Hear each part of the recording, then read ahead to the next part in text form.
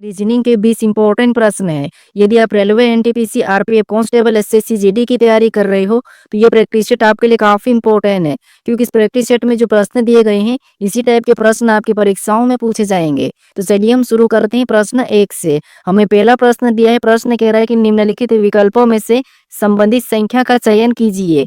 यानी यहाँ पर जिस प्रकार 13 का संबंध 16 से है, उसी प्रकार 27 का संबंध किससे होगा, यह हमें बताना है। ठीक है, तो ये हमारा नंबर एनोलॉजी का प्रश्न है। तो हमें सबसे पहले यहाँ पर ये पता करना है कि इस 13 से 16 कैसे लिखा है, उसी प्रकार हम यहाँ पर 27 का बताएंगे। ठीक है, तो यहाँ पर देखिए, अगर हम लॉजिक लगाते तो यहाँ पर 13 से 16 यानी सिंपल से यहाँ पर कितना प्लस हो रहा है, तो यहाँ पर 3 प्लस हो रहा है। ठीक है, तो सेम तरीके से हम यहाँ पर क्या करेंगे, 27 में भी 3 प्लस कर लेंगे। तो जब हम 27 में 3 प्लस करेंगे तो यहाँ पर क्या होना चाहिए, तो यहाँ पर होना चाहिए 30। लेकिन ऑप्शन में देखेंगे तो ऑप्शन में हमारे पास यहाँ पर कहीं भी 30 नहीं है, तो ये लॉजिक तो हमारे यहाँ पर नहीं लगेगी। ठीक है, तो यहाँ पर देखिए, अगर हम दूसरी लॉजिक लगाते तो यहाँ पर क्या कर सकते हैं, 13 का वर्ग करके देखते हैं। तो 13 का वर्ग कितना होता है, तो 13 का वर्ग होता है 169। कितना होता है, 169।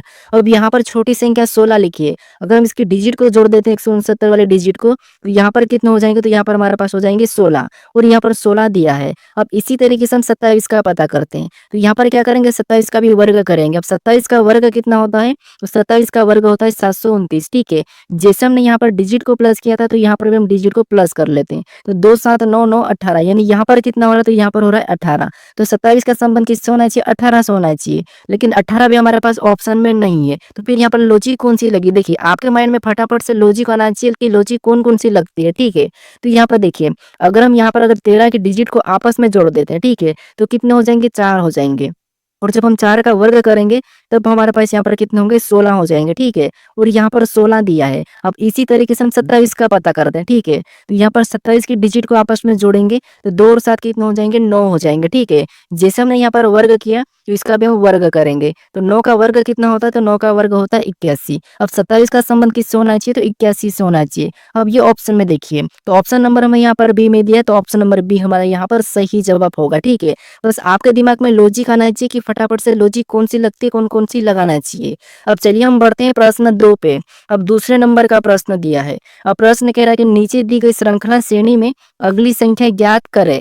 यानी हमें यहाँ पर एक श्रृंखला श्रेणी दी है, इसी में प्रश्नवाचक चिन्ह दिया है, यहाँ पर कौन सी संख्या होगी यह हमें बताना है। ठीक है, तो देखिए, जब भी हम श्रृंखला के प्रश्न को सोल्व करते हैं, तो सबसे पहले हम संख्या को ध्यान से देखते हैं कि संख्या कैसे लिखी है। क्या किसी का वर्ग लिखा है, या फिर किसी का घन लिखा है, या फिर सम संख्या लिखी, विषम संख्या लिखी, या फिर अभाज्य संख्या। ये 5 पॉइंट तो आपके दिमाग में आना चाहिए कि यहाँ पर ये लॉजिक लगती है। और उसके बाद अगर आपको फिर भी कुछ नहीं दिखाई देता है, तो फिर आपको क्या करना है, यहाँ पर अंतर देखना है। लास्ट वाला क्या है, अंतर देखना है, तो आपका प्रश्न आसानी से सोल्व हो जाएगा। अब देखिए, यहाँ पर हम अंतर देखें, यहाँ पर 13 के बाद कितना लिखा है, तो 13 के बाद 17 लिखा है। ठीक है, कितना लिखा है, तो यहाँ पर 13 के बाद 17 लिखा है, यानी कितना प्लस करके लिखा है, तो यहाँ पर 4 प्लस करके। फिर आगे देखिए, 17 के बाद यहाँ पर कितना लिखा है, 25, यानी यहाँ पर 17 में कितना प्लस किया है, तो यहाँ पर 8 प्लस किया है। फिर हम आगे देखेंगे, तो यहाँ 25 के बाद कितना, 32, यानी 25 में कितना प्लस किया है, यहाँ पर 25 में 7 प्लस करके लिखा है। फिर हम आगे देखेंगे, तो यहाँ पर 32 के बाद कितना, 37, यानी 32 में कितना प्लस किया है, तो यहाँ पर 5 प्लस किया है। तो उसी तरीके से हम क्या करेंगे, अगली संख्या को बताएंगे। लेकिन यहाँ पर भी हमें लॉजिक का पता करना है। ठीक है, कैसे, देखिए यहाँ पर 4 कैसे प्लस हुआ, 8 कैसे प्लस हुआ, 7 और 5 ये कैसे प्लस हुआ, ये देखना है। तो यहाँ पर देखिए, 4 के बाद तो 8 प्लस मतलब 4 का 2 गुना। ठीक है, यहाँ तक तो ठीक है। फिर 8 का भी 2 गुना प्लस होना चाहिए, क्योंकि पैटर्न सही होना चाहिए। लेकिन यहाँ पर तो 7 प्लस हो रहा, माइनस हो गए। तो यहाँ पर क्या कर सकते हैं, थोड़ा सा यहाँ पर भी लॉजिक को देखिए, क्योंकि आपको लॉजिक याद होना चाहिए। तो यहाँ पर देखिए, 4 प्लस हुआ। ठीक है, पहला, यानी यहाँ पर 13 के डिजिट को जोड़ेंगे तो कितना होगा, 4, और यहाँ पर 4 प्लस। फिर यहाँ पर 8 प्लस हुआ है, तो यहाँ पर 17 के डिजिट को जोड़ेंगे तो कितना होगा, 8, और यहाँ पर 8 प्लस। इधर 7 प्लस हुआ है, तो यहाँ पर भी हम 25 की डिजिट को जोड़ेंगे तो 7, और यहाँ पर 7 प्लस। यहाँ पर देखिए, 32 की डिजिट को जोड़ेंगे 5, और यहाँ पर 5 प्लस। तो उसी तरीके से अगली संख्या बताने के लिए यहाँ पर हम क्या करेंगे, 37 की डिजिट को आपस में जोड़ देंगे। तो यहाँ पर 3 और 7 कितने हो जाएंगे, 10 हो जाएंगे। तो यहाँ पर कितने प्लस करेंगे, 10। ठीक है, तो 37 में जब आप 10 को प्लस करेंगे, तो यहाँ पर क्या हो जाएगा, तो यहाँ पर हो जाएगा 47। ठीक है, कितना हो जाएगा, 47। ऑप्शन में देखिए 47 कहाँ पर है, तो ऑप्शन नंबर हमें डी में दिया है, तो ऑप्शन नंबर डी हमारा यहाँ पर सही जवाब होगा। ठीक है, बस आपके दिमाग में प्रश्न को देखते ही बस लॉजिक का पता होना चाहिए कि लॉजिक कौन सी लगेगी, ये दिमाग से बाहर आना चाहिए। ठीक है, बाकी रीजनिंग सरल है, बस सबसे पहले ये आसान है कि आपको लॉजिक पता होना चाहिए। अब चलिए हम बढ़ते हैं प्रश्न 3 पे। अब 3 नंबर का प्रश्न दिया है। अब प्रश्न ये कह रहा है कि निम्नलिखित विकल्पों में से असंगत विकल्प का चयन करें। यानी हमें यहाँ पर 4 विकल्प दिया है, इनमें संख्या दी है, ठीक है। इनमें से 3 किसी न किसी तरह की समान है लेकिन एक अलग है, उसका हमें चयन करना है। अब यहाँ पर भी आपको पता होना चाहिए कि ये कौन सा प्रश्न है, तो ये हमारा असंगत वाला है, ठीक है। तो जब भी हम असंगत या विषम बताते हैं और संख्या दी जाती है, तो वहाँ पर हम कौन सी लॉजिक देखते हैं? हम देखते हैं कि संख्या बड़ी है कि छोटी, या फिर किसी का वर्ग है या फिर घन है, या फिर विषम या सम है या अभाज्य, ये संख्या हम देखते हैं, ठीक है। ये आपको पता होना चाहिए ताकि आपका प्रश्न जल्दी से सोल्व हो जाए। अब देखिए, यहाँ पर अगर हम देखेंगे संख्या को, तो यहाँ पर देखिए क्या दिया है, 841, 441, 625, 729, यानी कि छोटी छोटी संख्या है, ज्यादा बड़ी नहीं है। ये किसी न किसी का वर्ग दिखाई दे रहा है। जैसे 841 को देखेंगे तो ये किसका वर्ग है? ये हमारा 29 का वर्ग है, ठीक है। फिर यहाँ पर 441 को देखेंगे तो ये किसका वर्ग है? तो ये हमारा 21 का वर्ग है। फिर हम 625 को देखेंगे तो ये आपको पता होगा ये किसका वर्ग है? ये 25 का वर्ग है। फिर यहाँ पर 729 को देखेंगे तो ये किसका वर्ग है? तो ये आपको पता है 27 का वर्ग है।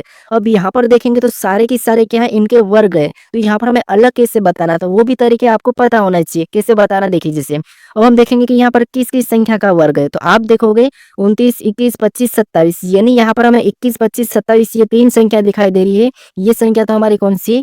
ये हमारी विषम संख्या, ठीक है। कौन सी? विषम संख्या। वैसे तो सारी विषम संख्या है, लेकिन हमें जो जो 29 दिखाई दे रही है, कौन सी संख्या? तो विषम भी और अभाज्य भी है। कौन सी है? अभाज्य भी है, ठीक है। कौन सी? अभाज्य भी। तो इसीलिए ये हमारे क्या होगी? असंगत होगी, ठीक है। तो ऑप्शन नंबर हमारा यहाँ पर ए वाला सही जवाब होगा, क्योंकि आपको लॉजिक पता ही नहीं रहता, क्या करता है आप यहाँ पर प्रश्न को सोल्व करने में टाइम लगाते हो, ठीक है। अब चलिए हम बढ़ते हैं प्रश्न 4 पे। अब 4 नंबर का प्रश्न दिया है। अब प्रश्न कह रहा है कि उस वेन आरे का चयन करें जो निम्नलिखित वर्गों को दर्शाता है।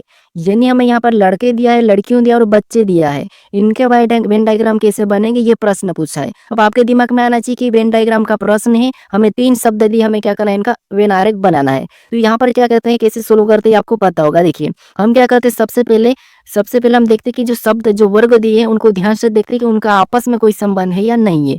तो यहाँ पर देखिए, हमें देखिए आपको पता है कि लड़के क्या होते हैं, लड़कियों क्या होते हैं, बच्चे क्या होते हैं, ये तीनों के बारे में आपको पता है। लेकिन फिर भी आप क्या करते हैं, प्रश्न को सोल्व करने में गलती कर देते हैं। तो उसके लिए मैं आपको बताया था कि आपको क्या करना है, एक एक शब्द का डायग्राम बनाना है। जैसे यहाँ पर क्या करेंगे, सबसे पहले लड़के का डायग्राम बना लेंगे।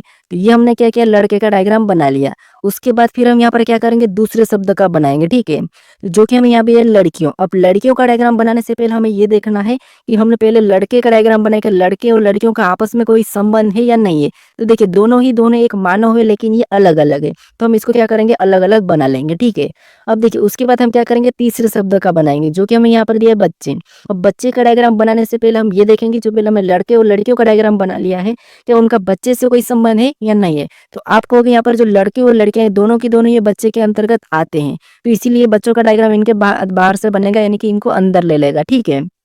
तो डायग्राम कैसा बनेगा, तो डायग्राम हमारा कुछ इस टाइप से बनेगा। तो ऑप्शन में देखिए, तो ऑप्शन नंबर हमें यहाँ पर सी में दिया है, तो ऑप्शन नंबर सी हमारा यहाँ पर सही जवाब होगा, ठीक है। अगर आप एक एक शब्द का डायग्राम बनाओगे तो आपका प्रश्न कुछ ही सेकंड में सोल्व हो जाएगा और बिल्कुल 100% सही होगा, ठीक है। अब चलिए हम बढ़ते हैं प्रश्न 5 पे। अब 5 नंबर का प्रश्न दिया है। अब प्रश्न कह रहा है कि उस विकल्प का चयन करें जो प्रश्न चिन्हों को प्रतिस्थापित करेगा। अब आपको यहाँ पर एक पैटर्न दिखाई दे रहा हो और इसमें एक प्रश्नवाचक चिन्ह दिया है। यहाँ पर कौन सी संख्या होगी, ये आपको बताना है। अब आपको क्या करना है, प्रश्न को देखते ही समझ जाना चाहिए कि हमें तो यहाँ पर प्रश्नवाचक चिन्ह के स्थान पर संख्या बताना है। तो आपको यहाँ पर पता होना चाहिए कि हम यहाँ पर किस तरीके से संख्या को पता करते हैं, कैसे कैसे बताते हैं, ये लॉजिक आपको पता होना चाहिए, ठीक है। तो यहाँ पर देखिए, सबसे पहले हम क्या करते हैं कि जो प्रश्नवाचक चिन्ह दिया है उसके पास बड़ी संख्या कहाँ लिखी, ये देखते हैं। तो प्रश्नवाचक चिन्ह तो हमारा यहाँ पर दिया है, इसके पास बड़ी संख्या की बात करते हैं तो यहाँ पर 111 दिया है और यहाँ पर 100 दिया है। तो हम कोशिश करेंगे कि सबसे पहले 100 और 11 को पता करेंगे, फिर हम यहाँ पर संख्या को बताएंगे, ठीक है। क्योंकि इधर तो छोटी संख्या है, नहीं तो इधर भी हम पता कर सकते हैं। अब देखिए, सबसे पहले यहाँ पर हम 100 का पता करते हैं। तो यहाँ पर क्या कर सकते हैं कि 12 और 8, क्योंकि 100 का पता करने के लिए हमें सामने वाली संख्या को छेड़ना होगा। इधर भी 111 का पता करने इन वाली संख्या को छेड़ना होगा, ठीक है। ये तरीका है। तो यहाँ पर देखिए, अगर हम यहाँ पर 12 और 8 को ऐसा क्या करें कि हमें 100 मिले, तो देखिए अगर हम इसका आपस में गुणा कर देते हैं तो 12 आठे कितना होते हैं, तो 12 आठे होते हैं 96 और यहाँ पर कितना लिखा है, 100 लिखा, मतलब पास में चले गए, ठीक है। तो अब क्या कर सकते, देखिए यहाँ पर हम क्या करेंगे, 4 प्लस करेंगे तब हमारे कितने होंगे, 100 हो जाएंगे। तो 4 कहाँ से लाएंगे, तो यहाँ पर अगर हम इसका भाग दे देते 2 से, यानी 8 में 2 का भाग देंगे तो कितना होगा, 4, यानी कि 8 का आधा प्लस करना है, गुणा करके 8 का आधा प्लस, तो कितना हो जाएंगे, 100 और 100 यहाँ पर दिया है। अब इसी तरीके से हमें दूसरे पैटर्न में भी पता करना, ना कि दूसरा तरीका, ठीक है। कुछ स्टूडेंट क्या करते हैं, दूसरा तरीका लगा देते हैं। तो यहाँ पर सेम तरीके से हमें वही जो यहाँ पर लॉजिक था वही फॉलो करना है। तो यहाँ पर 18 में 6 का गुणा करा तो 18 6 कितने होते हैं, तो यहाँ पर होते हैं 108।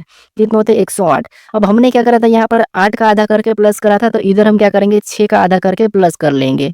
तो 6 का आधा कितना होगा, 3, तो यहाँ पर 3 प्लस करेंगे तो यहाँ पर कितने हो जाएंगे, 111। और यहाँ पर 111 पे दिया है, यानी आपको दोनों पैटर्न में एक ही तरीके से संख्या पता चल चुकी है। तो उसी तरीके से हमें प्रश्नवाचक चिन्ह के स्थान पर बताना है। तो यहाँ पर क्या करेंगे, सेम तरीके से इसका आपस में गुणा करेंगे। तो 15 चौक कितने होते हैं, तो 15 चौक होते हैं 60। कितने होते हैं, 60, ठीक है। फिर क्या करेंगे, यहाँ पर इसका आधा प्लस कर देंगे। तो 4 का आधा कितना होता है, 2, तो इसको प्लस 2 प्लस कर देंगे 60 में, तो कितने हो जाएंगे, 62 हो जाएंगे, ठीक है। कितने, 62। तो यहाँ पर जो प्रश्नवाचक चिन्ह है यहाँ पर क्या होगा, तो यहाँ पर होगा 62। ऑप्शन में देखिए 62 कहाँ पर है, तो ऑप्शन नंबर हमें डी में दिया है, तो ऑप्शन नंबर डी हमारा यहाँ पर सही जवाब होगा, ठीक है। अब चलिए हम बढ़ते हैं प्रश्न 6 पे। अब 6 नंबर का प्रश्न दिया है। अब प्रश्न कह रहा है कि निम्नलिखित पासे में फोक के विपरीत सतह पर क्या होगा। यानी हमें यहाँ पर 2 पासे दिए हैं और इनमें पूछा है कि फोक के विपरीत सतह पर क्या होगा, ये हमें पूछा है। अब देखिए हम क्या करते हैं, जब भी एक से अधिक पासे को सोल्व करते हैं तो क्या करते हैं, ये आपको पता होना चाहिए। हम क्या करते हैं, चाहे 2 पासे हो, चाहे 3 पासे हो, या फिर 4 पासे हो, हम क्या करते हैं, कॉमन सतह देखते हैं कि कॉमन सतह कौन कौन सी है। तो यहाँ पर देखिए इन 2 पासों में अगर हम कॉमन सतह देखेंगे तो हमें यहाँ पर बेट और केट दोनों कॉमन दिखाई दे रही। जैसे यहाँ से ये वाला दोनों हमारे पास इसमें कॉमन है, ये हमारा दोनों पासों में क्या है, कॉमन है, ठीक है। ये 2 हमारे पास कॉमन है, तो आपको पता है जब भी पासों में डबल कॉमन रहता है तो जो बचा हुआ तीसरा वो क्या होता है, एक दूसरे के विपरीत हो जाता है। यहाँ पर इसका देखिए एक का विपरीत क्या हो जाएगा, फोक हो जाएगा। हमें यहाँ पर किसका पूछा, फोक का पूछा, तो फोक का क्या हो जाएगा, ई जी जी, ठीक है। तो ऑप्शन में देखिए ई जी जी कहाँ पर है, तो ऑप्शन नंबर ए में दिया है, तो ऑप्शन नंबर ए हमारा यहाँ पर सही जवाब होगा, ठीक है। भले आसान प्रश्न है, बस आपको तरीका और लॉजिक पता होना चाहिए कि किस तरीके से प्रश्नों को सोल्व करते हैं। अब देखिए अगर आपको यहाँ पर बाय चांस मान लो बेट का यानी कि इसका पूछ लेता विपरीत, तो फिर आप कैसे बताते, क्योंकि यहाँ पर तो कॉमन तो डबल है, क्योंकि यहाँ पर जो बचे हुए वो एक दूसरे के विपरीत है। तो हमें यहाँ पर इसका क्या बताना चाहिए, तो इसका फिर आपको क्या करना है, यहाँ पर संभावना बनती है, ठीक है। तो वो भी आपको पता होना चाहिए। अब संभावना में क्या होगा, देखिए केट तो हो नहीं सकता क्योंकि ये तो पड़ोसी है, तो इसका विपरीत या तो क्या हो सकता है, ईग हो सकता है, या फिर फोग होगा, ठीक है। तो फिर आपको यहाँ पर संभावना में बताना पड़ेगा। तो चलिए हम बढ़ते हैं प्रश्न 7 पे। अब 7 नंबर का प्रश्न दिया है। अब प्रश्न कह रहा है कि किसी कोड भाषा में लेवल को लेवल कूट किया जाता है, तो डंकी का कोड क्या होगा, ये प्रश्न पूछा है, ठीक है। तो हमें यहाँ पर प्रश्न क्या कह रहा है कि किसी भी कोड भाषा में लेवल को लेवल कूट किया है तो डंकी का कोड क्या होगा, ये प्रश्न पूछा है। अब देखिए ये हमारा कौन सा प्रश्न है, कोडिंग डिकोडिंग का प्रश्न है। तो यहाँ पर हमें याद देखिए कूट का ही कूट दिया है, यानी यहाँ पर लेटर का ही लेटर दिया है, ठीक है। तो हम इस कंडीशन में क्या करते हैं, लेटर का ही इधर उधर माइनस प्लस जो भी करके देखते हैं हम अल्फाबेट में, ठीक है। तो देखिए जैसे अब यहाँ पर एक बार ये भी तरीका कि आपको पता है जो लेटर यहाँ पर दिखाई दे रहा है अगर वही लेटर यहाँ पर है, इसका मतलब ये है कि यहाँ पर कोई सा भी नॉर्मल सा लॉजिक होगा। तो यहाँ पर अगर कुछ लोगों का आएगा कि यहाँ पर अगर लेवल का लेवल लिखा है तो हमें डंकी का डंकी बता देंगे। तो यहाँ पर ऑप्शन में देखिए हमें तो डंकी तो कहीं भी नहीं दिखाई दे रहा, इसका मतलब ये है कि यहाँ पर कुछ तो क्रॉसिंग हुआ है। तो यहाँ पर क्रॉसिंग की बात करते हैं तो यहाँ पर देखिए पीछे से लिखा होगा, देखिए जैसे यहाँ पर एल को पीछे से लिखेंगे एल, ई को लिखेंगे तो ई, उसके बाद वी को लिखेंगे तो वी, उसके बाद ई को लिखा है तो ई, और यहाँ पर एल को तो एल को, यानी इसको लेवल को हम पीछे से भी लिखते हैं तो वही लेटर बनता है, लेवल ही बनता है। तो सेम तरीके से हम क्या करेंगे, यहाँ पर डंकी में भी पीछे से लिखेंगे, तो इधर से लिखेंगे तो यहाँ पर सबसे पहले क्या आ जाएगा, तो आई आ जाएगा, ठीक है। क्या आ जाएगा, आई।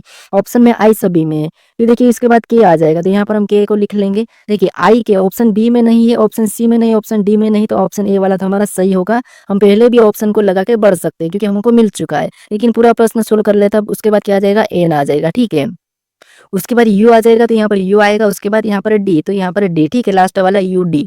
तो ऑप्शन में हमारा कौन सा मैच हुआ था, ऑप्शन ए, तो यही वाला हमारा पूरा मैच हो चुका है, ठीक है। अब चलिए हम बढ़ते हैं प्रश्न 8 पे। अब 8वें नंबर का प्रश्न दिया है। अब प्रश्न कह रहा है कि उस विकल्प का चयन करें जिसमें दी गई आकृति सन्निहित हो, घुमाने की अनुमति नहीं है। यानी जो आकृति हमें यहाँ पर दिखाई दे रही है वो आकृति किस विकल्प में चिन्हित है, हमें ये बताना है। भले ही ये प्रश्न आसान है, बस हमें ढूंढना है, लेकिन थोड़ा सा फिर भी दिमाग लगाना पड़ता है, ठीक है। तो यहाँ पर देखिए अगर हम देखेंगे ध्यान से तो आपको सबसे पहले तो जल्दी सोल्व करने का तरीका क्या है कि आपको किसी एक पार्ट को लेकर देखना है। किससे, जैसे कि आपको यहाँ पर ये ब्लैक वाला दिखाई दे रहा है त्रिभुज का, ठीक है, यानी कि त्रिभुज का मेन कोना किधर, इधर नीचे की ओर झुका हुआ है। तो ऑप्शन में देखेंगे तो ऑप्शन ए तो आपको पता है पहले ही हटेगा क्योंकि इसमें ब्लैक वाला त्रिभुज दिखाई नहीं दे रहा। फिर ऑप्शन सी की बात करते हैं, तो सी में इस साइड हमें यहाँ पर कहा था कि घुमाने की अनुमति नहीं है, तो ये इस तरफ घूम रखा है, इसका मतलब ये कि ये तो होगा नहीं, तो ऑप्शन सी भी हमारा हट जाएगा। 2 ऑप्शन हमने हटा लिया, ऑप्शन डी भी हट रहा है क्योंकि ये ऊपर की ओर चले गया, तो ऑप्शन डी भी नहीं होगा। तो प्रश्न हमारा यहाँ पर सही जवाब क्या हो जाएगा?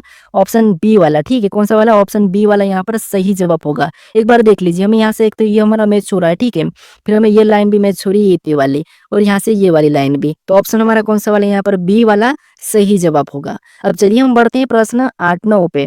अब 9 नंबर का प्रश्न दिया है। अब प्रश्न कह रहा है कि निम्नलिखित श्रृंखला को कौन सा विकल्प पूर्ण करेगा? यानी यहाँ पर हमारे पास लेटर की एक श्रृंखला है, इसमें रिक्त स्थान है, यहाँ पर हम किस विकल्प को, किस लेटर को रखें कि ये श्रृंखला हमें पूर्ण होगी, ये हमें प्रश्न पूछा है। तो इस टाइप के प्रश्न को हम कैसे सोल्व करते हैं, आपको तो एक ही लॉजिक पता होगा कि क्या करते हैं, डायरेक्ट हम गिनते हैं, उसके बाद उसको क्या करते हैं, हम खंड यानी कि यहाँ पर विभाजित कर देते हैं। जिससे आपका तरीका ये होगा कि गिनना तो 1 2 3 4 5 6 7 8 9 10 11 12 13 14 15 16 17 18 19 20, ये टोटल लेटर आपको पता कितने हैं यहाँ पर रिक्त स्थान सही, तो 20 से। तो आप क्या करोगे, इसको काटोगे, या तो 2 से काट सकते हो, या फिर आप कहोगे 4 से काटेंगे, या फिर हम 5 से, तो 2-2 में 4-4 में कहीं पे भी हम टुकड़े कर लेंगे। लेकिन इसमें भी काफी समय लग सकता है, गिनने में गलती हो जाती है, कुछ भी हो जाता है। तो हम क्या करते हैं, सबसे पहले देखेंगे आसान बनाने के लिए कि लेटर के बाद कौन सा रिक्त स्थान है, उसके बाद कौन सा लेटर है, ये देखते हैं। जिससे यहाँ पर सी के बाद क्या है, रिक्त स्थान है, तो इधर देखो सी के बाद क्या लिखा है, तो आप कहोगे सी के बाद यहाँ पर एन लिखा है, तो वहां पर हम एन को भर देंगे, ठीक है, यहाँ पर एन को भर लेंगे, ठीक है। उसके बाद फिर हम आगे देखेंगे तो एन के बाद और लेटर मिला, यानी यहाँ पर पी है, तो वहां पर भी हम क्या करेंगे, पी को भर लेंगे, ठीक है। क्या करेंगे, यहाँ पर एन पी हमने क्या भर दिया, तो यहाँ पर एन पी हमने भर दिया। अब देखिए यहाँ पर आपका रिपीट कहाँ से हो रहा है, वहां से जोड़ा बन जाएगा, तो यहाँ पर C N P S R, यानी यहाँ पर आपका रिपीट हो रहा था, ये जोड़ा बन गया C N P S R, तो आगे वाला भी सी एन पी, यहाँ पर एस हो जाएगा और यहाँ पर आज आर हो जाएगा और यहाँ पर सी हो जाएगा, तो ये भी C N P S R, इधर भी C N P S R, ये भी हमारा बन गया है, इधर भी C N P S R, देख ऑटोमेटिक से C N P S R last वाला आर हो गया। तो सभी जोड़े हमारे समान बने और सभी जोड़े समान बनना चाहिए, ठीक है, या तो प्लस भी हो सकता है। तो यहाँ पर देखिए C N P S R, यहाँ पर भी C N P S R, यहाँ पर भी C N P S R, यहाँ पर भी C N P S R है, ठीक है। तो यहाँ पर देखिए हमने कौन कौन से लेटर को भरा है, तो हमने सबसे पहले भरा था एन को, क्या भरा था, एन को, उसके बाद हमने पी को भरा, फिर हमने एस को भरा, फिर हमने आर को भरा, फिर हमने सी को, फिर हमने पी को, फिर हम एन को, उसके बाद लास्ट हमने आर को भरा था। तो ये हमें ऑप्शन में देखना है, तो यहाँ पर सी एन, यहाँ पर N P S R C P N R देखेंगे तो ऑप्शन नंबर हमें यहाँ पर बी में मैच हुआ है, ठीक है। तो ऑप्शन नंबर बी हमारा यहाँ पर सही जवाब होगा। अब चलिए देखिए आप क्या करते हैं, कुछ लोग ऐसे करते हैं कि जो हमने जोड़े बनाए इन्हीं जोड़े को ऑप्शन में चेक करते हैं, नहीं मिलते तो क्या करते हैं, प्रश्न गलत होगा छोड़ देते हैं। आपको क्या करना है, जो लेटर आपने भरा है उन लेटर को देखना है, ठीक है। अब चलिए हम बढ़ते हैं प्रश्न 10 पे। अब 10 नंबर का प्रश्न दिया है। अब प्रश्न करें कि यदि यहाँ पर एट द रेट का अर्थ प्लस और प्रतिशत का अर्थ गुणा और यहाँ पर डॉलर का अर्थ भागित और हैश का अर्थ माइनस हो तो निम्न समीकरण का मान क्या होगा, ये प्रश्न हमें पूछा है, ठीक है। तो यहाँ पर देखिए हमें यहाँ पर क्या करना है, सिंबल साइज, बस यहाँ पर क्या करना है, हमें यहाँ पर जो प्रतीक दिया है वहां पर हमें चिन्हों को रख के समीकरण को बोर्ड मास रूल पे सोल्व करना है, ठीक है। तो यहाँ पर देखिए क्या करना है आपको, देखिए सबसे पहले संख्या 9 को लिखेंगे, पहली संख्या, उसके बाद हमें चिन्ह मिला तो इसका मतलब तो यहाँ पर कहा है कि ये प्लस है, तो यहाँ पर हम क्या करेंगे, प्लस का चिन्ह लगा लेंगे और अगली संख्या लिख लेंगे 114, ठीक है। उसके बाद फिर से हमें यहाँ पर प्रतीक मिला डॉलर का, तो यहाँ पर डॉलर का अर्थ हमें क्या कहा, भागित का, तो यहाँ पर हम क्या करेंगे, भागित का चिन्ह लगा के अगली संख्या वापस से क्या लिखेंगे, 19 को लिख लेंगे, ठीक है। फिर हमें अगला प्रतिशत मिला और प्रतिशत का अर्थ यहाँ पर क्या कहा था, गुणा, तो यहाँ पर हम गुणे का चिन्ह लगा के अगली संख्या वापस से 5 को लिख लेंगे। फिर अगला प्रतीक हमें यहाँ पर हैश मिला और यहाँ पर हैश का अर्थ क्या कहा, माइनस, तो यहाँ पर हम माइनस लगा के अगली संख्या 21 को लिख लेंगे, ठीक है। अब इसको बोर्ड मास रूल पे सोल्व करना है। तो यहाँ पे देखिए सबसे पहले तो आपको पता हम क्या करते हैं, भाग देते हैं, तो यहाँ पर 19 6 कितना होगा, यानी 6 बार में कटा है, तो देखिए 9 प्लस यानी कि ये तो वैसा ही उतरेगा और यहाँ पर भाग दे देंगे तो कितना है 6 और गुणा 5 भी वैसा ही उतार लेंगे और माइनस 21 भी वैसा है, ठीक है। अब उसके बाद हम क्या करते हैं, गुणा करते हैं, तो यहाँ पर +9 तो वैसा ही रहेगा, ठीक है। उसके बाद यहाँ पर 9 6 पंचे कितना होगा, 30 हो जाएगा, यहाँ पर 30 हो जाएगा, -21 कितना, -21। अब देखिए उसके बाद इधर हम प्लस कर लेते हैं, देखिए माइनस प्लस कुछ भी कर सकते हो, तो यहाँ पर 30 में 9 को जोड़ देंगे तो यहाँ पर कितना होगा, तो यहाँ पर हो जाएगा 39 और यहाँ पर -21 हो जाएगा, ठीक है। अब -21 यानी कि 21 को घटाएंगे तो यहाँ पर कितने बचेंगे, तो यहाँ पर हमारे 18 बचेंगे, ठीक है। कितना बचेंगे, 18, तो यही हमारा क्या हो जाएगा, एक सही जवाब होगा। तो ऑप्शन में 18 देखिए, तो ऑप्शन नंबर हमें यहाँ पर ए में दिया है, तो ऑप्शन नंबर ए हमारा यहाँ पर सही जवाब होगा, ठीक है। अब चलिए हम बढ़ते हैं प्रश्न 11 पे। अब 11 नंबर का प्रश्न दिया है। अब प्रश्न कह रहा है कि पी के का पिता है, जे एक्स की भतीजी है, आर जे की माँ है, के एक्स का भाई है, पी के केवल 2 बच्चे हैं, निम्नलिखित में से कौन सा कथन सही है, ये प्रश्न पूछा है। ठीक है, तो सबसे पहले तो हमें यहाँ पर इनका संबंध पता करना है कि क्या किसका कौन है ये। ठीक है, तो देखिए कैसे करेंगे, थोड़ा सा ध्यान से देखिए। सबसे पहले देखेंगे यहाँ पर कहा कि पी के का पिता है, तो पी क्या है, तो ये पी के का पिता है, तो यहाँ पर हम इसको पिता बना लेंगे। पिता मतलब पुरुष है तो प्लस का चिन्ह, और पी क्या है, तो ये के का पिता है। ठीक है, तो के को हम नीचे लिख लेंगे क्योंकि ये इसका पुत्र या पुत्री होगी। उसके बाद आगे कहा कि जे एक्स की भतीजी है। अब जे एक्स की भतीजी है तो इसको भी छोड़ो।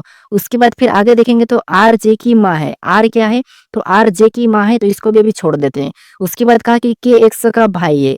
के क्या है, तो के एक्स का भाई है, तो यहाँ पर हम भाई बना लेते हैं। ठीक है, के क्या है, एक्स का भाई, इसका मतलब ये है कि ये भी एक पुरुष है। ठीक है, ये भाई है। उसके बाद आगे कहा कि पी के केवल 2 बच्चे हैं। अब पी के केवल 2 बच्चे तो हो सकता है ये एक्स इसका भाई है, तो यही होगा ये, क्योंकि इसका भाई, तो पी के केवल 2 बच्चे, इसका मतलब ये है कि ये लड़की होगी। ठीक है, उसके बाद अब आगे तो हमें वापस इधर आना कि जे एक्स की भतीजी है।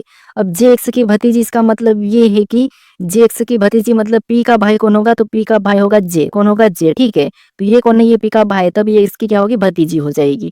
उसके बाद यहाँ पर देखिए आर जे की माँ है। आर क्या है, आर जे की माँ है, इसका मतलब ये है कि आर कौन है, तो आर जे की माँ है, तो ये ऊपर चले जाएगी। आर जे की माँ है तो इसको माइनस लगा लेते, ये पी की भी माँ है। ठीक है, अब देखिए आगे करके निम्नलिखित में से कौन सा कथन सत्य है, तो हम ऑप्शन ए को देखेंगे कि यहाँ पर ऑप्शन ए दिया है कि एक्स आर की साली है। यहाँ पर एक्स आर की साली दिखाई दे रही है क्या, तो आप कहोगे नहीं, एक्स तो आर की साली नहीं है, ये तो एक्स तो आर की क्या है, तो पोती है, तो ये गलत हो जाएगा। ठीक है, ये गलत है, ये सही नहीं है। उसके बाद ऑप्शन बी में देखेंगे तो यहाँ पर एक्स के का भाई है। क्या एक्स के का भाई है क्या, तो आप कहोगे नहीं, एक्स तो के की बहन है, तो ये भी कथन गलत है। फिर हम ऑप्शन सी में देखेंगे तो यहाँ पर पी एक्स का पिता है। क्या पी एक्स का पिता है, तो हाँ, हमें यहाँ पर पी एक्स का पिता दिखाई दे रहा है, तो ये वाला तो हमारा सही है। ऑप्शन डी को भी चेक कर लेते हैं। तो यहाँ पर देखिए एक्स जे का मौसा है। क्या एक्स जे का मौसा दिखाई दे रहा है क्या, तो नहीं, यहाँ पर एक्स एक लड़की है, तो मौसा कैसे हो सकता है, तो ये भी गलत है। यहाँ पर पी एक्स का पिता है, तो ये वाला कथन सही है, तो ऑप्शन नंबर हमारा यहाँ पर सी वाला सही जवाब होगा। ठीक है, अब आप कहोगे प्रश्न रीजनिंग के तो बहुत सरल रहते हैं, आप बहुत सरल आते हो, ऐसा कुछ नहीं, बस आपको लॉजिक पता होगा तो आपको प्रश्न आसान लगेंगे। ठीक है, अब चलिए हम बढ़ते हैं प्रश्न 12 पे। अब 12 नंबर का प्रश्न दिया है। अब प्रश्न में हमें यहाँ पर देखिए कथन दिया है और यहाँ पर हमें निष्कर्ष दिया है। तो सबसे पहले हमें यहाँ पर कथन को सत्य मान के कथन का वो करना है, उसके बाद हम इसका निष्कर्ष बताएं। ठीक है, तो हम कथन का अध्ययन करेंगे कि कथन क्या कह रहा है और उसके बारे में निष्कर्ष क्या कह रहा है, हमें ये बताना है। ठीक है, तो देखिए सबसे पहले अगर हम कथन देखेंगे तो पहला कथन हमें कह रहा है कि सभी एन क्यू है, यानी जितने भी एन है, ठीक है, वो सभी के सभी क्या है, क्यू है, तो ये हमारे कौन है, एन है, और जितने भी एन सभी के सभी क्या है, क्यू है, तो हम क्या करेंगे, इसको क्यू के अंदर बना लेंगे। ठीक है, और ये हमारा क्या है, क्यू है। उसके बाद अब यहाँ पर दूसरा कथन क्या कह रहा है, तो दूसरे कथन को देखिए। दूसरा कथन कह रहा है कि कुछ एच क्यू है, यानी कुछ एच क्यू है, इसका मतलब ये कि यहाँ पर हम कुछ वाला डायग्राम बनाएंगे और कुछ एच क्या है, तो वो क्यू है। ठीक है, ये हमने कुछ वाला बना लिया। अब इसके बारे में हमें निष्कर्ष क्या कहा है, इसके बारे में निष्कर्ष क्या कह रहा है कि भला कह रहा है, बुरा कह रहा है, ये हमें देखना है। तो यहाँ पर देखिए पहले निष्कर्ष की बात करते तो कुछ क्यू एन है, तो हमें यहाँ पर कुछ क्यू एन दिखाई दे रहा है, तो जब भी सारे के सारे एन क्यू है तो कुछ तो होंगे, इसलिए ये तो सही है। ठीक है, जब सारे होते हैं तो कुछ तो होते ही होते हैं। अब उसके बाद यहाँ पर देखिए दूसरा कथन, दूसरा निष्कर्ष कह रहा है कि कुछ क्यू एच है। अब यहाँ पर कुछ क्यू एच भी हमें यहाँ पर दिखाई दे रहा था, यहाँ पर दूसरा भी हमें सही कह रहा है। ठीक है, उसके बाद अब हम यहाँ पर देखेंगे तीसरे निष्कर्ष को। अब तीसरा निष्कर्ष कह रहा है कि कुछ एन एच है। क्या आपको यहाँ पर कुछ एन एच दिखाई दे रहे हैं, तो एन तो यहाँ पर कुछ नहीं दिखाई दे रहे, तो ये वाला नहीं होगा। ठीक है, ये वाला नहीं होगा। तो निष्कर्ष कौन सा फॉलो कर रहा है, तो यहाँ पर निष्कर्ष पहला और दूसरा यहाँ पर फॉलो कर रहा है, यानी कि अनुसरण कर रहा है। तो ऑप्शन में देखिए पहला और दूसरा दोनों अनुसरण कर रहे हैं, तो ऑप्शन नंबर बी हमारा यहाँ पर सही जवाब होगा। ठीक है, बस आपको यहाँ पर इस प्रकार का समझना है, उसके बाद उसके बारे में निष्कर्ष क्या कर रहा है ये धीरे धीरे बताना है। ठीक है, अब चलिए हम बढ़ते हैं प्रश्न 13 पे। अब 13 नंबर का प्रश्न दिया है। अब प्रश्न कह रहा है कि किसी सांकेतिक भाषा में यहाँ पर लाइव को 43, यहाँ पर 4372 लिखा है और गोल्ड को 4658 लिखा है, तो एल का कोड क्या होगा ये हमें बताना है। ठीक है, तो ये भी हमारा कोडिंग डिकोडिंग का ही प्रश्न है। अब हम क्या करते हैं, देखिए हमें यहाँ पर किसका पूछा है, तो आप क्या करोगे कि हमें यहाँ पर एल का कोड पूछा है, लास्ट में देखोगे कि एल का कोड पूछा है, तो हम यहाँ पर देखेंगे कि यहाँ पर संख्या लिखी तो एल का 4 लिखा, तो हम 4 पता करके ऑप्शन ए लगा के आगे बढ़ जाते हो, लेकिन ऐसा नहीं, यहाँ पर ये कोड वास्तव में इसका आंसर नहीं है। आपको यहाँ पर क्या करना है वो समझिए। सबसे पहले एक तरीका तो ये है कि जब भी हम क्या करते हैं लेटर से संख्या लिखी हुई तो उनको क्या करते हैं संख्या में बदल के चेक करते हैं। एक तो ये तरीका है, लेकिन हमें यहाँ पर इसकी भी संख्या बड़ी लिखी, इसकी भी संख्या लिखी है और एल का यहाँ पर 4 लिखा और यहाँ पर एल का यहाँ पर क्या लिखा है तो यहाँ पर 5 लिखा है और यहाँ पर एल का पूछा है। तो इस कंडीशन में हमें यहाँ पर कॉमन देख के काटना है। ठीक है, क्या करेंगे यहाँ पर कॉमन देखेंगे तो सबसे पहले यहाँ पर कॉमन देखेंगे लाइव और गोल्ड में। तो हमें यहाँ पर कॉमन क्या दिखाई दे रहा था, आपको होगा यहाँ पर एल हमें कॉमन दिखाई दे रहा है। ठीक है, एल हमें कॉमन दिखाई दे रहा है तो यहाँ पर हम काट देंगे। तो यहाँ पर कौन सी संख्या कट रही है, तो यहाँ पर कॉमन में हमारे पास 2, 3 यहाँ पर कौन सी कट रही है तो आप कहोगे हमें यहाँ पर 7 कट रही है। क्या कट रही है, 7 कट रही है। तो कॉमन एल था और इधर कॉमन संख्या हमारी 7 थी तो एल का कुट क्या हो जाएगा, तो एल का कुट होगा 7। ठीक है, बाकी जो बचा हुआ इनका कुट हो जाएगा। ठीक है, तो हमारे ऑप्शन में देखिए 7 कहाँ पर है, तो ऑप्शन नंबर हमें डी में दिया है, तो ऑप्शन नंबर डी हमारा यहाँ पर सही जवाब होगा। तो जब भी आपको सिंगल लेटर का कूट पूछे तो सबसे पहले तरीका तो आपको क्या करना है, कॉमन देख के काटना है, फिर आपको उसका कूट बताना है। ठीक है, अब चलिए हम बढ़ते हैं प्रश्न 14 पे। अब 14 नंबर का प्रश्न दिया है। अब प्रश्न कह रहा है कि पंक्ति में 5 लोग VWXYZ पूर्व की ओर सम्मुख करके बैठे हैं। एक्स वी के बगल में बैठा है, डब्ल्यू वी के बाएं बैठा है, जेड केंद्रक पर है लेकिन एक्स के दाएं बैठा है।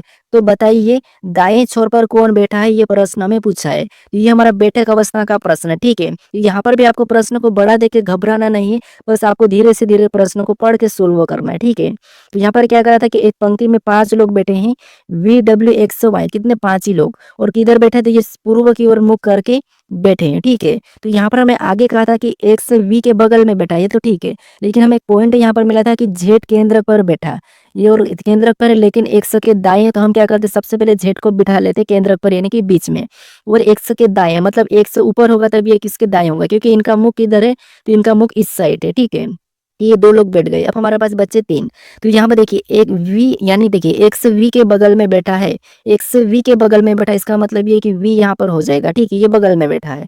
फिर हम यहाँ पर देखेंगे तो डब्ल्यू वी के बाएं बैठा है, डब्ल्यू वी के बाएं, इसका मतलब ये कि वी के बाएं तो बाएं ऊपर की ओर होता है, तो यहाँ पर डब्ल्यू बैठेगा तब नीचे क्या हो जाएगा, वाई हो जाएगा। ठीक है, ये यहाँ पर बैठा है। अब हमें यहाँ पर कहा है, क्योंकि देखिए हमने इनको यहाँ पर क्यों बिठाई, इसलिए बिठाई क्योंकि 5 ही लोग हैं और जेड हमें कहा था कि ये केंद्रक पर है। ठीक है, इसीलिए ये तो बीच में ही होगा, इसलिए डब्ल्यू और इनको हम यहाँ पर बिठाए। ठीक है, अब पूछा है कि तो यहाँ पर दाएं छोर पर कौन बैठा है, ये हमें पूछा है। तो देखिए हमारा यहाँ पर देखिए हमारा मुख किधर, इनका मुख इस साइड है, तो इनका दाएं किधर है, तो दाएं इनका नीचे की ओर है, और बाएं किधर है तो बाएं इनका ऊपर की ओर है। तो दाएं छोर पर कौन बैठा है, तो दाएं छोर पर वाई बैठा है। ठीक है, तो वाई हमारा सही जवाब होगा। तो ऑप्शन में देखिए तो ऑप्शन नंबर ए में दिया है, तो ऑप्शन नंबर ए हमारा यहाँ पर सही जवाब हो जाएगा। ठीक है, अब चलिए हम बढ़ते हैं प्रश्न 15 पे। अब 15 नंबर का प्रश्न दिया है। अब प्रश्न करें कि निम्नलिखित विकल्पों में से संबंधित शब्द का चयन करें। यानी यहाँ पर जिस प्रकार थाईलैंड का संबंध बैंकॉक से है उसी प्रकार तुर्की का संबंध किससे होगा, ये हमें बताना है। ठीक है, तो देखिए ये भी हमारा शब्द एनालॉजी का प्रश्न है, तो हमें सबसे पहले यहाँ पर क्या पता करना है कि ये पता करना कि थाईलैंड का संबंध बैंकॉक से कैसे है उसी प्रकार हम तुर्की का बताएंगे। ठीक है, अब आप कहोगे हमेशा हम यहाँ पर इसका ही क्यों पता करते हैं, कि इधर वाले का संबंध इससे ही क्यों पता करते हैं, वो इसीलिए पता करते हैं क्योंकि प्रश्नवाचक चिन्ह हमारा इस साइड है। तो अगर हम थाईलैंड का संबंध बैंकॉक से पता करेंगे तो उसी प्रकार से हम तुर्की का बताएंगे। अगर प्रश्नवाचक चिन्ह यहाँ पर मिला तो फिर हम यहाँ पर उल्टा पता करते हैं, यानी कि बैंकॉक का संबंध थाईलैंड से कैसे, उसी प्रकार यहाँ पर कोई शब्द होगा उसका संबंध हम यहाँ पर पता करके बताते हैं। ठीक है, अब देखिए सबसे पहले तो कठिन आपको यही शब्द एनालॉजी ही लगती होगी, क्योंकि आपको पता है शब्द एनालॉजी में कोई सी भी शब्द होते हैं उनका संबंध दे देते हैं, चाहे राजधानी हो, देश हो, कुछ भी हो, तो उसमें थोड़ा सा कठिन हो जाता है क्योंकि राजधानी और देश से बाकी देशों के बारे में हमें पता नहीं रहता है। तो यहाँ पर भी वही बात है, थाईलैंड एक देश है और इसकी राजधानी क्या है, बैंकॉक है। अब इसकी राजधानी बताए तो हम क्या करेंगे, तुर्की की राजधानी बता देंगे, तो ये आपको याद होना चाहिए। तो तुर्की की राजधानी क्या है, अंकारा है, तो ऑप्शन नंबर हमारा यहाँ पर डी वाला सही जवाब हो जाएगा। ठीक है, प्रश्न आसान है, बस इनका संबंध हमें पता करने में कठिन लगता है। ठीक है, अब चलिए हम बढ़ते हैं प्रश्न 16 पे। अब 16 नंबर का प्रश्न दिया है। अब प्रश्न करें कि दिए गए शब्दों को उसके क्रमानुसार व्यवस्थित करें, करने पर कौन सा शब्द 5वें स्थान पर आएगा, ये हमें प्रश्न पूछा है। ठीक है, तो यहाँ पर देखिए हमें यहाँ पर क्या करना है, दिए गए शब्दों को कर्मानुसार व्यवस्थित करने पर कौन सा शब्द 5वें स्थान पर आएगा ये बताना है। तो देखिए कर्मानुसार यानी कि अल्फाबेट में, तो देखिए यहाँ पर WRA सभी में है, मतलब ये तो कट जाएगा। ठीक है, WRA सभी में, तो ये तो एक साथ आने वाला था, ये तो कट ही जाएंगे, इनको हम काट लेते हैं। अब हमारे पास यहाँ पर बचा है यहाँ पर PSCTN, इनमें सबसे पहले कौन आता है, तो आप कहोगे सबसे पहले इसमें सी आएगा, तो 5वें नंबर वाला पहले नंबर पर हो जाएगा। ठीक है, तो यहाँ पर हम लिख लेते हैं कि 5वें नंबर वाला पहले नंबर पे आएगा, तो 5वें को हम हटा देते हैं। ठीक है, अब हम देखेंगे तो हमारे पास ये शब्द बचे। इनमें के बाद यहाँ पर NTPS, इनमें सबसे पहले कौन आता है? तो आप कहोगे इनमें पहले तो सबसे पहले आता है एन, तो यहाँ पर हम एन वाले को लेंगे, तो यहाँ पर चौथे नंबर वाले हटा देंगे और ये कितने नंबर पे? दूसरे नंबर पे आ जाएगा। ये हट चुका हमारे पास, यहाँ पर ये तब बचे हैं। इनमें सबसे पहले कौन आता है? TPS, तो आपको किस पर पी आता है, तो एक नंबर वाला फिर आएगा, ठीक है। तो हम क्या करेंगे, इसको भी हटा देंगे। उसके बाद हमारे पास यहाँ पर एस और टी बचा। इनमें पहले कौन आता है? तो आप कहोगे एस पहले आएगा, तो एस पहले आएगा तो तीसरे वाले को हटा देंगे और यहाँ पर तीसरा लिख लेंगे और लास्ट में हमारा बचा 2। तो हमें क्या पूछा था कि यहाँ पर पांचवें स्थान पर कौन आएगा, तो पांचवें स्थान पर कौन सा आ रहा है? दूसरे नंबर वाला आ रहा है। कौन सा? दूसरे नंबर वाला। तो दूसरे नंबर वाला क्या है? तो वर्थ है, ठीक है। कौन सा? वर्थ। ये वाला हमारा सही जवाब होगा। तो ऑप्शन में देखिए, ऑप्शन नंबर हमें यहाँ पर डी में दिया, तो ऑप्शन नंबर डी हमारा यहाँ पर सही जवाब होगा। ये हमारा पांचवें स्थान पर आएगा, ठीक है। अब चलिए हम बढ़ते हैं प्रश्न 17 पे। अब 17 नंबर का प्रश्न दिया है। अब प्रश्न कह रहा है कि दी गई आकृति श्रृंखला में प्रश्न चिन्ह के स्थान पर कौन सी विकल्प आकृति आएगी, ये हमें प्रश्न पूछा है, ठीक है। तो यहाँ पर हमारी जो आकृति दी है श्रृंखला वाली आकृति, ठीक है, यानी एक के बाद एक आकृति बनती हुई जा रही, तो अगली आकृति कैसी दिखाई देगी या कौन सी होगी, ये हमें बताना है, ठीक है। तो यहाँ पर देखिए, सबसे पहले हम देखेंगे एक एक आकृति को। तो इस आकृति को, ये वाला ब्लैक डॉट आपको दिखाई दे रहा है, ये यहाँ पर था, फिर इधर आकर फिर इस वाले हिस्से पे आया, ठीक है, यहाँ पर, ठीक है। फिर आगे गया तो इस वाले मोड़ पे चले गया और आगे फिर इधर वापस से चले गया, तो अगले वाले में वापस से कहाँ जाएगा, तो आपको अगर वापस से इसी स्थान पे आ जाएगा, यानी ऑप्शन ए की तरह वापस से बनेगा। कैसा बनेगा? ऑप्शन ए की तरह, और सभी में सेम निशान है, ठीक है। तो ऑप्शन ए की तरह हमें यहाँ पर कहाँ कहाँ दिखाई दे रहा है, तो आप कहोगे केवल की केवल हमें ऑप्शन नंबर कहाँ पर? ए में दिखाई दे रहा है। कहाँ पर? ऑप्शन नंबर ए में। क्योंकि यहाँ पर हमें ऑप्शन बी में भी सी में दिखाई दे रहा है, लेकिन यहाँ पर एक लाइन नहीं है, तो ये नहीं होगा। यहाँ पर तो ये वाले निशान ही चेंज होंगे, तो ये भी नहीं होगा, ठीक है, और ये भी नहीं होगा। तो ऑप्शन हमारा कौन सा वाला, यानी कि यहाँ पर क्या होगा, तो यहाँ पर होगा ऑप्शन नंबर ए वाली आकृति। तो ऑप्शन नंबर ए हमारा यहाँ पर सही जवाब हो जाएगा। अब चलिए हम बढ़ते हैं प्रश्न 18 पे। अब 18 नंबर का प्रश्न दिया है। अब प्रश्न करें कि दी गई विकल्प आकृतियों में से कौन सी आकृति प्रश्न आकृति के पैटर्न को पूर्ण करेगी, यानी यहाँ पर हमारे पास एक प्रश्न आकृति ये वाली है, ठीक है। यहाँ पर एक प्रश्नवाचक चिन्ह दिया है, तो यहाँ पर हम किस विकल्प को रखेंगे कि ये आकृति हमारी पूर्ण होगी, ये प्रश्न हमें पूछ रहा है, ठीक है। तो देखिए, सबसे पहले तो हमें यहाँ पर क्या करना है, एक किसी भी हिस्से को उठा के रखना है। जैसे ये वाला हिस्सा इधर ब्लैक है, ठीक है, तो यहाँ पर भी आपको पता है इधर वाला ब्लैक होगा। कौन सा होगा? ब्लैक। तो यहाँ पर हमारे पास ये अलग सा हिस्सा जा रहा, मतलब ऑप्शन ए नहीं होगा। अब हमारे पास बचे ऑप्शन 3, ठीक है। ऑप्शन को हटाना है तो आपका प्रश्न जल्दी सोल्व होगा। फिर हमारे यहाँ से ये वाली लाइन बनेगी, कौन सी वाली, तो आप कहोगे यहाँ से ये छोटी वाली, ठीक है। यहाँ पर इधर टच नहीं हो रही, तो यहाँ पर भी टच नहीं होगी और ये बनेगी। इधर देखेंगे तो ये यहाँ से टच हो रही, मतलब इसका मतलब ऑप्शन बी भी हट चुका है, ठीक है। ऑप्शन बी हट चुका, हमारे पास बचे 2 ऑप्शन, सी और डी। अब यहाँ पर कौन सी वाली कौन सी क्या बनेगी, तो आप कहोगे फिर ये वाला बनेगा, ठीक है। ये वाली लाइन पूरी होगी, तो हम ऑप्शन में देखेंगे तो यहाँ पर ये टेढ़ी जा रही है, ठीक है। तो ऑप्शन डी नहीं होगा, ये लाइन हमें यहाँ से मिली है, ठीक है, और ये हमें यहाँ से भी मिल चुकी है, और एक हमारी ये बनेंगे, तो ये हमारी यहाँ पर बनती हुई दिखाई दे रही है, ठीक है। तो ऑप्शन कौन सा वाला मैच हुआ है, तो ऑप्शन नंबर हमारे यहाँ पर सी वाला मैच हुआ है। तो ऑप्शन नंबर सी हमारा यहाँ पर सही जवाब हो जाएगा, ठीक है। अब चलिए हम बढ़ते हैं प्रश्न 19 पे। अब 19 नंबर का प्रश्न दिया है। प्रश्न है कि दी गई आकृति में कितने त्रिभुज है, यानी इस आकृति में कितने त्रिभुज की संख्या है, ये हमें अब बताना है, ठीक है।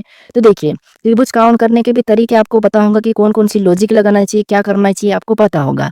ये जो हमें 4 यहाँ पर 4 कोने वाला दिखाई दे रहा था, इसमें तो आपको पता है इसका डबल कर दे, जैसे 1, फिर ये 2, ये 3 और ये 4। इसमें अगर 4 है तो 4 का डबल मतलब इसमें 8 हो जाएंगे। इस आकृति में कितने होंगे? 8 त्रिभुज होंगे। इधर देखेंगे तो आपको पता है ये हिस्सा, इधर वाला ऐसा वाला हिस्सा को जब भी हम आकृति गिनते हैं तो आपको पता है इसमें कितने होते हैं? 3 होते हैं। तो इसमें भी सेम है, तो यहाँ से भी 3 हो जाएंगे, तो 6 इसमें है। इनको आपस में जोड़ देंगे तो 8 से कितने होंगे? तो 8 से होंगे 14, मतलब इन आकृतियों में कितने त्रिभुज की संख्या है? 14 है, ठीक है। तो ऑप्शन में देखेंगे तो ऑप्शन नंबर हमें ए में दिया है, तो ऑप्शन नंबर ए हमारा यहाँ पर सही जवाब होगा, ठीक है। क्योंकि आपको पता है, मैं एक बार आपको बता देता हूँ कि यहाँ पर अगर हम त्रिभुज इस वाले में काउंट करते हैं, ठीक है, यही हमें यहाँ पर दिखाई दे रहा है, तो यहाँ पर एक तो ये हो जाएगा, ये दूसरा हो जाता है, एक ये बड़ा वाला मतलब 3, इसमें कितने? 3 है। तो यहाँ पर अगर इस वाले में 3 है, ठीक है, इधर बड़े वाले में 3 है, तो यहाँ से इधर भी 3 है, ठीक है। इसीलिए यहाँ पर कौन सा 14, यानी कि ऑप्शन नंबर ए हमारा यहाँ पर सही जवाब होगा। अब चलिए हम बढ़ते हैं प्रश्न 20 पे। अब 20 नंबर का प्रश्न दिया है। अब प्रश्न करेगी यदि दर्पण को रेखा, यानी कि दर्पण को रेखा एक्स वाई पर रखा जाए तो आकृति का प्रतिबिंब कैसा बनेगा, ये प्रश्न हमें पूछा है, ठीक है। यानी हमारा दर्पण प्रतिबिंब का प्रश्न है। हमें यहाँ पर कह रहा है कि एक्स वाई रेखा पर रखा जाए, इस रेखा पर हमें क्या करना है, इसकी छाया मतलब रखना है, ठीक है, इस दर्पण को। तो इसकी छाया इस तरह कैसे बनेगी, ये हमें प्रश्न पूछ रहा है। तो यहाँ पर देखिए, जो नीचे वाला ये वाला जो हिस्सा है, इसमें तो कोई प्रभाव नहीं पड़ेगा, ये ऐसा ही बनेगा, ठीक है। कैसा बनेगा, आपको कहे तो ऐसा ही बनेगा, सेम रहेगा, ठीक है, ये सेम रहेगा। ऑप्शन में सभी में सेम है। फिर हम इधर देखेंगे तो आपको पता है ये वाला जो हिस्सा है, इसका पहले छाया बन जाएगी। मतलब ये कैसा हो जाएगा, तो आपको यहाँ पर ऐसा हो जाएगा और ये यहाँ पर ऐसा आ जाएगा, ठीक है। ऑप्शन में देखेंगे तो ये ऊपर की ओर चले गया, मतलब ऑप्शन ए नहीं होगा। यहाँ पर भी ऊपर की ओर गया तो ये भी नहीं होगा। अब हम ऑप्शन 2 में देखेंगे तो हमें यहाँ पर मैच हो चुका है, ठीक है, ये तो सही है। अब यहाँ पर देखेंगे अब किसका बनेगा, तो हम एन को देख लेते हैं। एन इधर आके कैसा बनेगा, तो एन इधर आके ऐसा उल्टा बनेगा, ठीक है। कैसा बनेगा, तो आप कहोगे ऐसा उल्टा बन जाएगा, कैसा, ऐसा उल्टा बनेगा, ठीक है। कैसा बनेगा, कुछ इस टाइप से, ये उल्टा एन। उल्टा एन अगर हम देखेंगे तो यहाँ पर तो सीधा एन है। तो हमारा कौन सा बचा है, तो ऑप्शन नंबर हमारा डी तो नहीं होगा। अब होगा हमारा केवल ऑप्शन नंबर सी वाला। कौन सा, ऑप्शन नंबर सी, ठीक है। हमेशा आपको गलतियां निकालना है। अब चलिए हम बढ़ते हैं प्रश्न 21 पे, ठीक है। यानी कि ये प्रश्न आपके लिए क्या है, होमवर्क है, यानी कि आपके लिए टेस्ट प्रश्न है। तो प्रश्न करा कि दिए गए विकल्पों में से लुप्त संख्या ज्ञात करें।